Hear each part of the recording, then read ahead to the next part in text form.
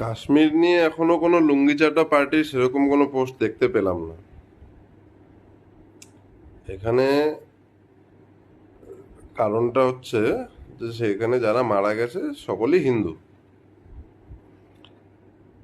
সেখানে যদি হিন্দুর বদলে কোনো টুপিওয়ালা দাড়িওয়ালা থাকতো তাহলে এতক্ষণে মানে কত কারো যে মরা কান্না শুরু হয়ে যেত, মানে চিন্তার বাইরে। তো মানে আমাদের দেশের যতগুলো পার্টি আছে তাদের যত হিন্দু সদস্য আছে তারা যত মানে তাদের মধ্যে যত লুঙ্গি চাটা সদস্য আছে তাদেরকে শুধু একটা কথাই বলতে চাই, এখন সময়টা অন্যদের যাচ্ছে, আপনাদেরও আসবে, আপনাদের উপর দিয়েও যাবে, তখন সামলে নেবেন কেমন?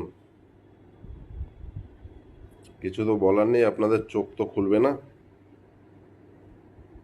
আপনারা লুঙ্গি চাটুন, বাংলার হিন্দুরা চটি চাটুন, মাসে মাসে বাড়ির সবার অ্যাকাউন্টে টাকা ঢুকছেই, অসুবিধা নেই, সেটা নিয়ে খুশ থাকুন।